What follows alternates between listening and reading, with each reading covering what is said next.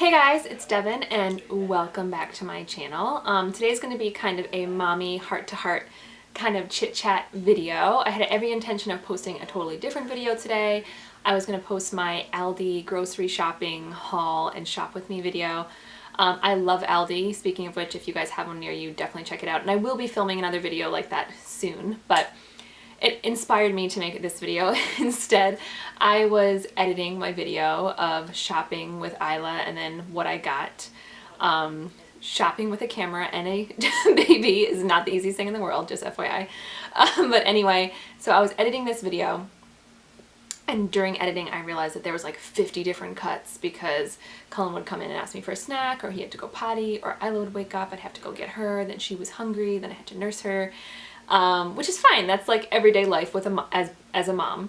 But I was like, I can't post this. Like I can't even get a full sentence in without it cutting to like a different video, different part of the video. And it just made me think, like, being a mom is hard. And I feel like, you know, sometimes in this era that we live in, with the Instagram and the Pinterest and the YouTube, we kind of get caught up in wanting to be perfect. You know, so many times we go on Pinterest and we see these perfect homes and these perfect recipes, and look at these moms with these perfect scheduled out days and their calendars and their planning, and they have their food for the week planned out and the healthiest meals ever, and they have these perfect little cubbies by their front door with their kids' little stuff.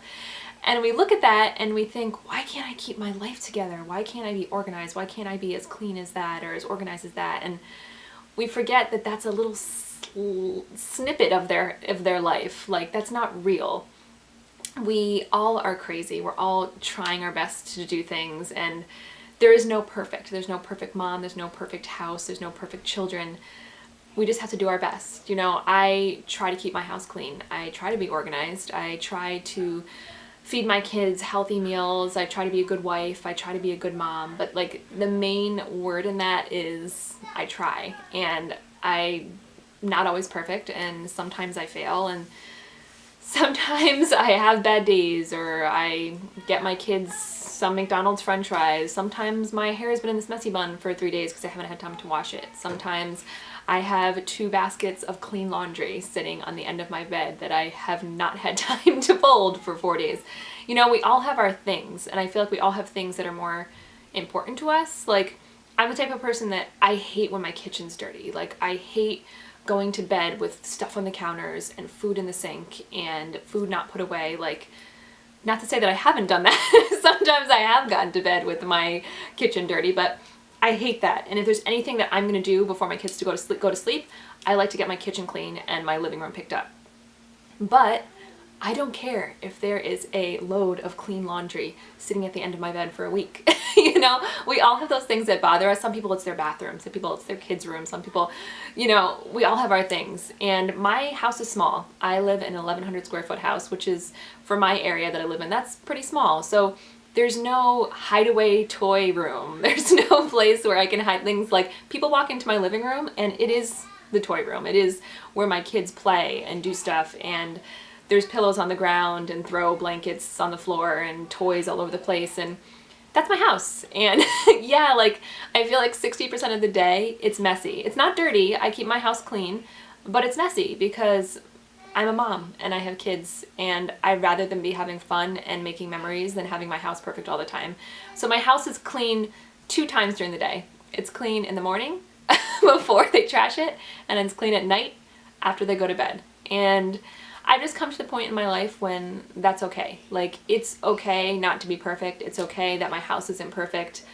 I just try my best every day, and sometimes that falls short, but we can't be so hard on ourselves. I think, especially as women, sometimes we can be overly judgmental of each other. We can judge other people as a mom or as a wife or as a homemaker. Like, I don't know, I just feel like having kids, like, people can be like, oh, I would never do that with my kid, or my kid's not allowed to do this, or my kid never would have done that, and instead of being like that, I think it makes more sense to just be more loving of one another. I think we're all trying our best to raise our kids the best that we know how to. We're all trying to be the best mom for our kids, And we all have different views and ways of how to do that. So instead of judging other people, I think we need to come together and give each other advice and run things by each other and ask people, what did you do with your kids? What worked for you? And I think that's kind of why I wanted to start this YouTube channel.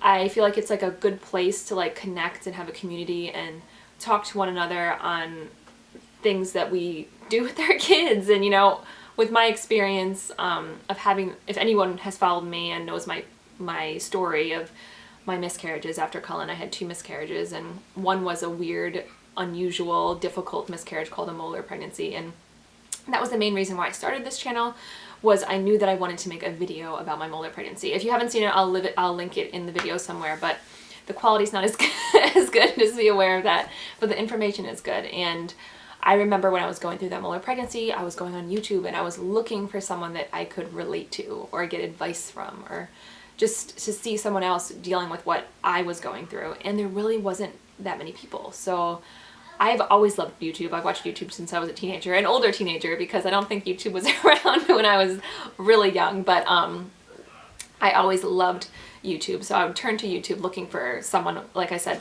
that went through something similar as I did with my miscarriage, and there really wasn't that many videos or that many people that were kind of out there talking about it. So I was like, I'm gonna start a channel, and I think it was like my 3rd or 4th video that I made, and it's not my biggest, most viewed video, but I think it's my favorite video that I posted out of all my videos because of the conversation that's on there. And it's women, and it's usually really heartfelt comments like thanking me for posting the video, or other women commenting to each other's comments on the video and showing support. And I think it's like a good place for people to kind of come together instead of go on there and give hate comments. I know people, I haven't had that on my channel. I have amazing subscribers so far. I haven't had any hate comments, but I think it's easy to just say something mean to someone, especially behind a screen, or when you don't see them, then to be nice and be supportive. And sometimes I think that we focus on the bad things that people say or the bad days that we have as a mom instead of the good ones. They call it, what is it, mom guilt? And I think that's so real, because I think I know this video is all over the place, you guys, I'm sorry, I'm just like blah blah, like just talking. But what I was going to say about mom guilt is, it's just like we feel bad when we fell short of that day, like, oh, I didn't play with Cullen enough, or I should have done this, or I didn't make him a good enough meal, I was a mess today, I forgot to bring his backpack to school, or I forgot to do this, and I was going to wash this for him for school and I forgot it. And we kind of like judge ourselves and blame ourselves, and we have this mom guilt. And we focus on those bad things sometimes instead of remembering all the good things we do with our kids and all the wonderful time that we spend with them and the things we sacrifice for our kids. So let's just try better, you guys, to be grateful for what we do, be grateful for what we have, what we can give to our kids, to stop comparing ourselves to other people and our kids comparing our kids to other people. And I think with Cullen, with him having a speech delay, I've learned that along the way. I know in my speech delay video, a couple videos back, I think it was the 10 tips for speech delay, I believe it was that video. One of my biggest tips was not to compare your kid to any other kid. And I think that's so true, because with Cullen, I learned that lesson, that I would compare him to other kids, like, why isn't he talking as much as them? Why he should be doing this and he shouldn't be doing that. And I would get myself worked up and I would get myself worried. And then I just learned to like fall back and just, where was he a week ago? Where was he 6 months ago? Where was he a year ago? And I've seen like this different kid like blossom before my eyes, and he's changed so much, and he's progressing so much, and he's doing amazing. He's probably still not where the average 5-year-old is, but I know he's gonna get there, and he's doing great. 4-year-old, sorry. I'm thinking about when he's going to kindergarten. But he's still not where he should be, but he's making so much progress. I know he's gonna catch up.